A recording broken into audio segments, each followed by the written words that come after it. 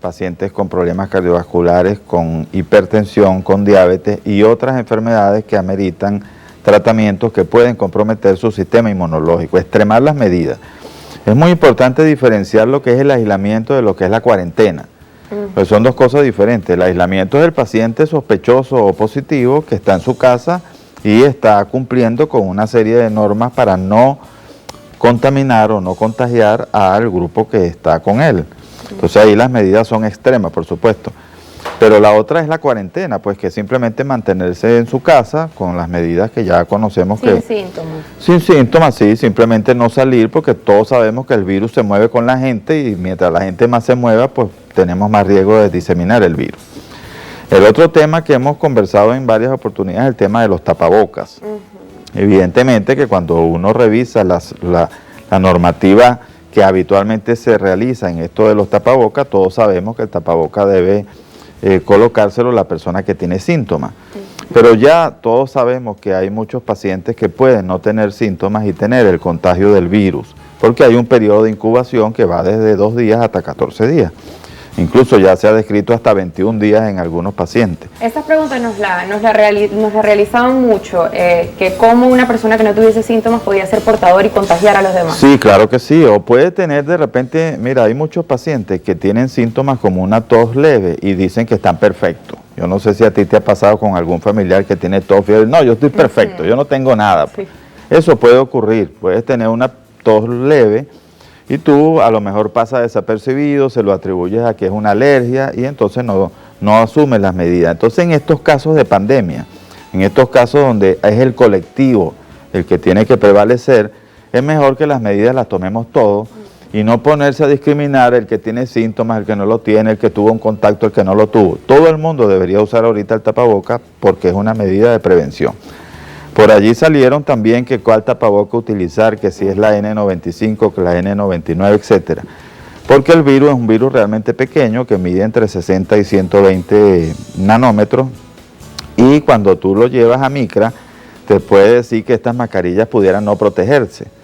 Pero lo que no explican es que el virus no anda volando por allí solo, sino que el virus va portado en una gota de saliva. Todos sabemos que la transmisión es a través de unas gotas. Gotas que fueron descritas hace 130 años por un bacteriólogo alemán que se llamaba Fluge, el apellido, y entonces allí es que se transporta el virus. Y las gotas de saliva miden más de 5 micras, por lo cual estos tapabocas perfectamente te pueden prevenir a través de un método de barrera. El llamado también es para quienes están haciendo tapabocas artesanales y en su casa, yo les recomiendo que por lo menos tengan 3 capas, es una recomendación que les hago. Porque estos tapabocas tienen 3 capas, una capa externa, que es una capa que llaman hidrofóbica, que es como impermeable al agua, de tal manera que si te cae una gota no quede allí, pues.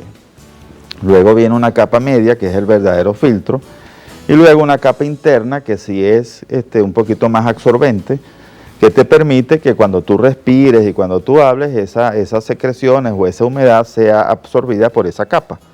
Entonces la recomendación es eso, que tenga el que lo está fabricando, pues que ya hicimos un llamado a que las personas pueden fabricar sus propios tapabocas, que tengan por lo menos esas 3 capas y tratar en la medida de lo posible que la capa externa esté hecha por algún tipo de tela o material que sea preferiblemente impermeable. ¿Cuál es el tiempo de duración que tienen los tapabocas realmente? Hay gente que dice que se pueden lavar, que se dejan... Claro, si es un tapaboca hecho de tela, por supuesto, cuando llegue a su casa tiene que lavarlo con agua y jabón normalmente, esperar que se seque. Unos dicen que si la plancha, que si no plancharlo, que el calor, etcétera. Pero lo importante es lavarlo. Ahora, si es un tapaboca desechable, como el que yo tengo puesto en este momento, debería durar un día, o por lo menos hasta que se humedezca, o pierda su forma, o pierda su característica, o se rompa. Eso ya es algo que tiene mucho que ver con el sentido común también. El otro tema que queríamos hablar rápidamente es el tema de los pacientes renales. Todos sabemos que hay pacientes que no pueden quedarse en su casa, que ameritan un tratamiento y tienen que ir a su unidad de diálisis hospitalaria o extrahospitalaria. Ya nosotros, guiados por la Sociedad Latinoamericana de Nefrología e Hipertensión, que sacó unas normas y unos protocolos el viernes 13 de marzo, nosotros lo discutimos en el servicio de nefrología donde yo trabajo, que es en el Hospital Vargas, que dirijo allí la unidad de hemodiálisis. Ya acatamos esas normas Y bueno, una de las recomendaciones es que el paciente en diálisis, si tiene alguna sintomatología relacionada con esta enfermedad, llame por teléfono a los médicos que trabajamos en hemodiálisis para notificar los síntomas. De tal manera que cuando el paciente vaya al hospital ya nosotros estemos preparados con todas las medidas. Tiene que seguir asistiendo. Tiene que seguir asistiendo porque la hemodiálisis es un tratamiento que no se puede parar. Nosotros habilitamos un consultorio que es el primer consultorio de la consulta nuestra para que en caso del paciente sospechoso colocarlo en ese consultorio, evaluarlo, examinarlo y poder determinar si es un caso sospechoso o no. Si es un caso sospechoso, por supuesto, llamamos a las autoridades del hospital, a la parte de epidemiología y a las autoridades sanitarias del distrito para que se le tome la respectiva muestra y dependiendo del resultado, pues tomaremos otras medidas. Si no es un caso sospechoso, pues no habría problema. Si el caso resulta ser positivo, también la normativa dice que además de extremar las medidas del tapaboca y el lavado de manos como todos conocemos, por supuesto debe dializarse a una distancia no menos de 2 metros del resto de los pacientes, debe dializarse en un turno donde haya menos pacientes, que generalmente es el tercer turno, porque los pacientes en diálisis se dializan por turno, mañana, tarde y noche.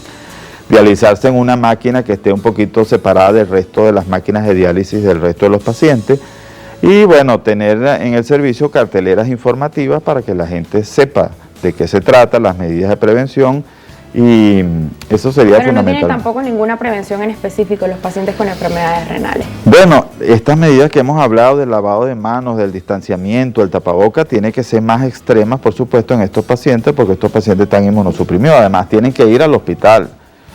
Por supuesto, el transporte en el cual ellos van al hospital, si es un caso sospechoso, todos sabemos que debe ser un transporte privado, que la persona que lo acompañe debe extremar las medidas, no puede ir en un transporte público, por supuesto, si es un paciente que está sospechoso.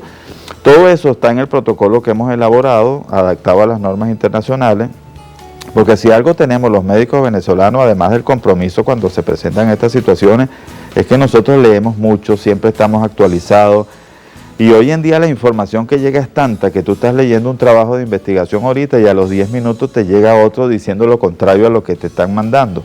Entonces uno tiene que hacerse su propio criterio y poder evaluar cuál es la literatura que realmente nos está sirviendo para tomar consideraciones importantes en esta materia. ¿Y hay estudios o cifras oficiales internacionalmente de pacientes con enfermedades renales que hayan tenido COVID-19? ¿Qué tan letal puede ser? Realmente ha sido hay pocos reportes de pacientes con VIH que han tenido coronavirus, pocos pacientes renales. Lo que sí te puedo decir es que la enfermedad renal, porque son dos cosas diferentes. Una, el paciente que ya tiene su nefropatía y que está en diálisis. Y la otra cosa es la afectación renal del virus en pacientes que no son pacientes renales.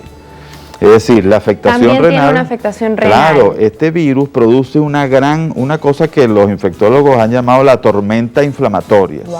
Es decir, que se produce una gran inflamación a nivel de todo el organismo que afecta a muchos órganos. Y uno de los órganos que más afecta es el riñón y el corazón. Se ven miocarditis y se ven enfermedades renales, fallos renales agudos. Y eso influye notablemente en la mortalidad. A pesar de que no es mucha la afectación renal, se habla entre el 3 y el 9% de los pacientes hacen afectación renal, ya sea porque botan proteínas por la orina, porque tienen hematuria o porque tienen alteración de las cifras de urea y creatinina. De los que fallecen, que es el 3 o el 2 o el 3, entre el 2 y el 4% de los pacientes, prácticamente una buena parte de ellos es por problemas renales severos, por problemas cardíacos y por supuesto por insuficiencia respiratoria, que es la gran mayoría. De tal forma que uno de los llamados que yo sí hago al gremio médico es que todos estos protocolos que se están desarrollando con medicamentos, primero tratar de que si hay varias opciones, se use la opción menos nefrotóxica, es decir, hay medicamentos que tienen mucha afectación a nivel renal.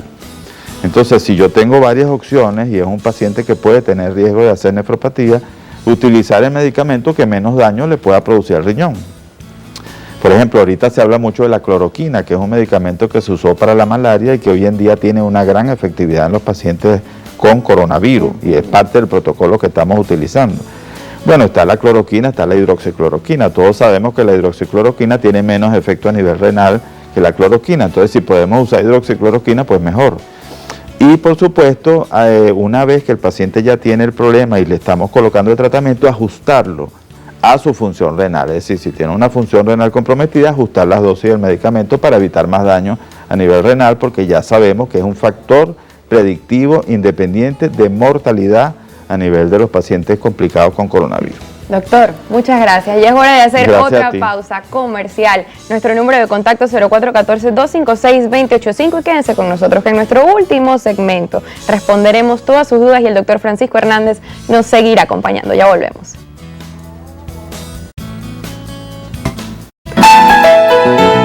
Salud y algo más.